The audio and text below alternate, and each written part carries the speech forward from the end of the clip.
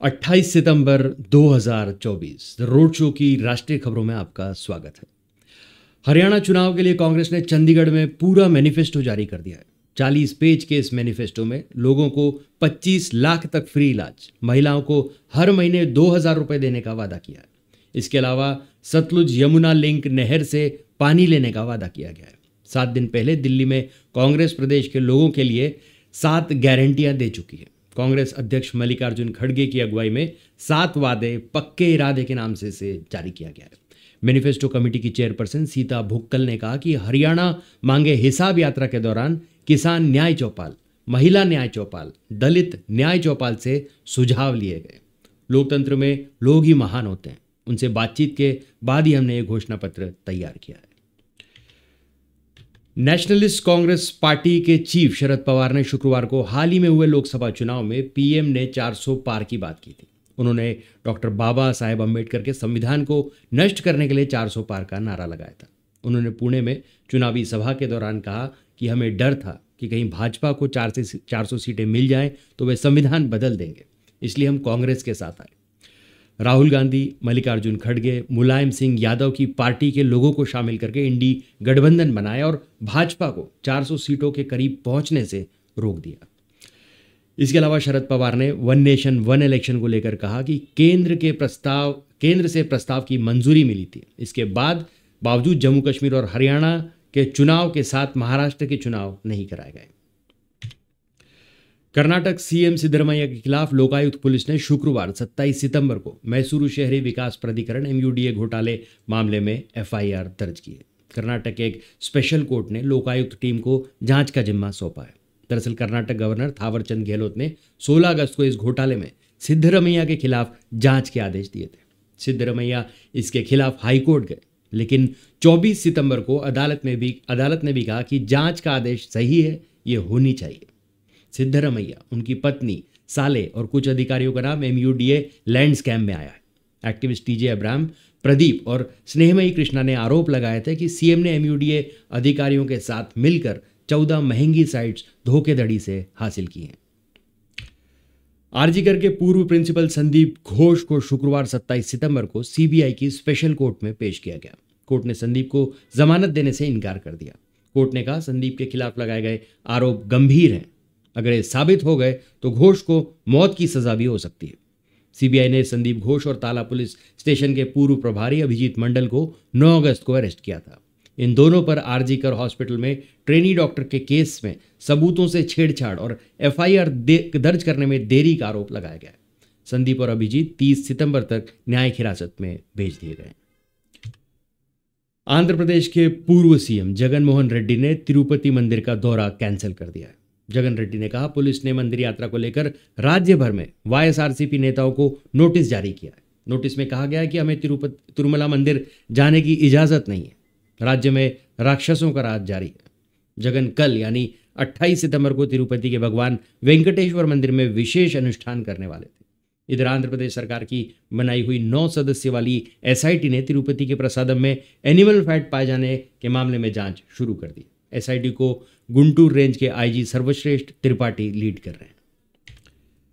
दिल्ली नगर निगम MCD की standing committee की अंतिम खाली सीट के लिए शुक्रवार को वोटिंग हुई। भाजपा कैंडिडेट सुंदर सिंह को पार्टी के पार्षदों के सभी 115 वोट मिले, जबकि आप की निर्मला कुमारी को कोई वोट नहीं मिला।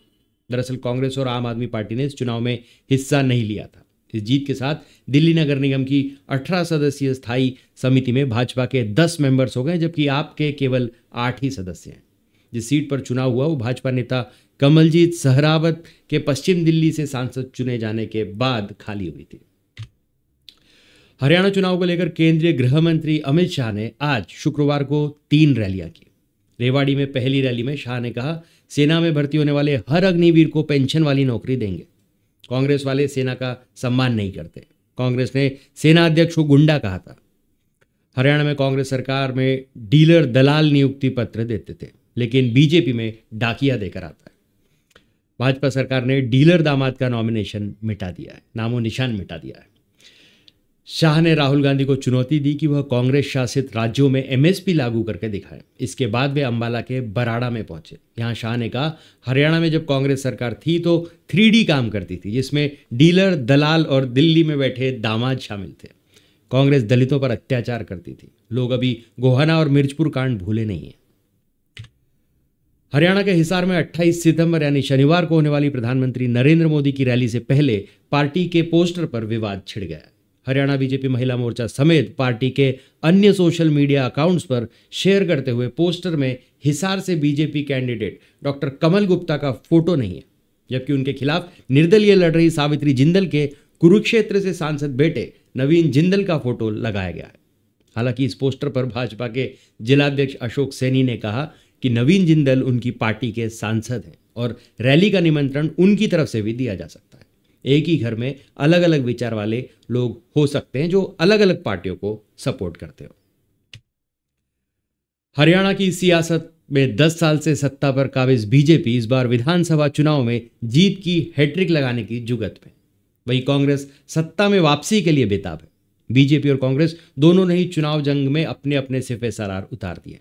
हरियाणा में फर्श से अर्श पर पहुंची बीजेपी 2019 में भले ही 40 सीट जीतकर दूसरी बार सरकार बनाने में सफल रही हो, लेकिन 3 सीट पर उसकी जमानत जब्त हो गई थी। इसी तरह कांग्रेस ने बीजेपी को पिछले चुनाव में कांटे की टक्कर दी थी, लेकिन 27 सीट पर पार्टी कैंडिडेट अपनी जमानत नहीं बचा सके थे। इनमें विनेश फोगाट की जुलाना सीट भी शामिल है। इस सीट पर भी 2019 में चुनाव में पार्टी की जमानत जब्त हुई थी। इस बार ऐसा न हो, इसके लिए दोनों ही पार्टियों ने इन सभी सीटों पर पिछले चुनाव में हारे उम्मीदवारों पर दाव लगाने की वजह नए चेहरों को उतारा है। हिमाचल में मस्जिद विवाद में बीते कल के सद्भावना मार्च के बाद देवभूमि संघर्ष समिति आज प्रदर्शन करेगी। समिति ने सभी 12 जिलों में मस्जिद मामले में प्रदर्शन का आह्वान किया। जिला मुख्यालय में यह प्रदर्शन 11:30 बजे से शुरू होगा। इस दौरान संजौली में मस्जिद के अवैध हिस्से को हटाने की मांग की जाएगी। दरअसल शिमला नगर निगम आयुक्त कोर्ट में 5 अक्टूबर को अवैध मस्जिद मामले में सुनवाई है। देवभूमि संघर्ष समिति के अध्यक्ष मदन ठाकुर ने बताया कि प्रदर्शन के माध्यम से कोर्ट से मस्जिद को लेकर जल्द फैसला देने की मांग की जाएगी। इसी मंशा से आज प्रदर्शन का आह्वान किया गया।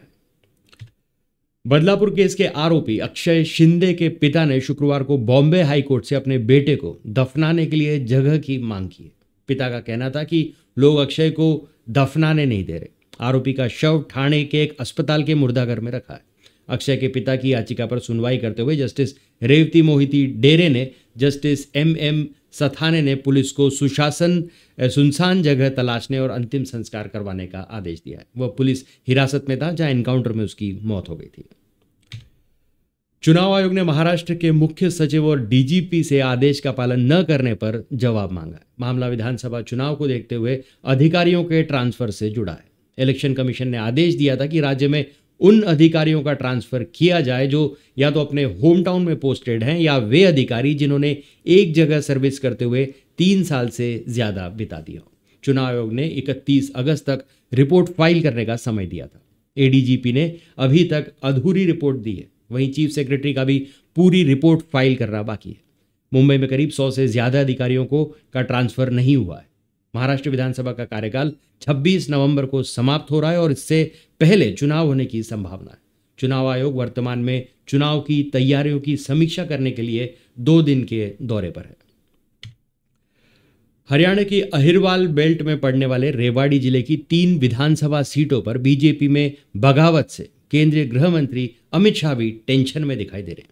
यही वजह है कि शुक्रवार को रेवाड़ी रैली में उन्हें मंच से इसका जिक्र करना पड़ा। शाह ने कहा, कुछ लोग पार्टी का अनुशासन तोड़कर निर्दलीय खड़े हैं। मैं लोगों से अपील करता हूं कि जिसके पास कमल का फूल है उसे ही वोट दें। शाह की तरह केंद्रीय राज्य मंत्री राव इंद्रजीत भी चिंता में दिखे। राव ने मंच से कहा, चाहे दूसरे उम्मीदवार को टिकट मिलने से निराशा हो तो भी पार्टी हित से बड़ा कुछ नहीं है। रेवाड़ी इसलिए महत्वपूर्ण है क्योंकि दक्षिण हरियाणा की राजनीति यहीं से चलती है। केरल में मंकी पॉक्स का दूसरा मरीज मिला है।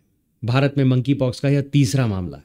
29 साल का युवक UAE के केरल के अर्नाकुलम से लौटा था। उसे तेज बुखार था। जांच में एमपॉक्स की पुष्टि हुई है। हालांकि अभी स्ट्रेन का पता नहीं चला। केरल हेल्थ डिपार्टमेंट ने बताया कि मरीज का कोची के प्राइवेट अस्पताल में इलाज चल रहा है। उसके सैंपल पुणे के नेशनल इंस्टीट्यूट ऑफ वायरोलॉजी में जीनोमिक सीक्वेंस के लिए भेजे गए। जांच के बाद पता चलेगा कि मरीज एमपॉक्स के खतरनाक और तेजी से फैलने वाले क्लेड 1B स्ट्रेन से संक्रमित है या नहीं। बेंगलुरु की एक स्पेशल कोर्ट ने 27 सितंबर को वित्त मंत्री निर्मला सीतारमण के खिलाफ FIR दर्ज करने का आदेश दिया। वित्त मंत्री पर इलेक्टोरल बॉन्ड्स के जरिए जबरन वसूली का आरोप लगाया गया है। जन अधिकार संघर्ष परिषद के आदर्श अय्यर ने बेंगलुरु में शिकायत दर्ज कर केंद्रीय मंत्री निर्मला सीतारमण के खिलाफ कार्रवाई करने के निर्देश देने की मांग की थी। मीडिया रिपोर्ट्स के मुताबिक याचिका पर सुनवाई करते हुए अदालत ने बेंगलुरु के तिलक नगर पुलिस स्टेशन को FIR दर्ज करने का आदेश दिया। तो आज के लिए बस इतना ही। तब तक के लिए हंसते रहें, मुस्कुराते रहें, स्वस्थ रहें, व्यस्त रहें और मस्त रहें। जी हाँ, चैनल को भी जरूर सब्सक्राइब करें। धन्यवाद।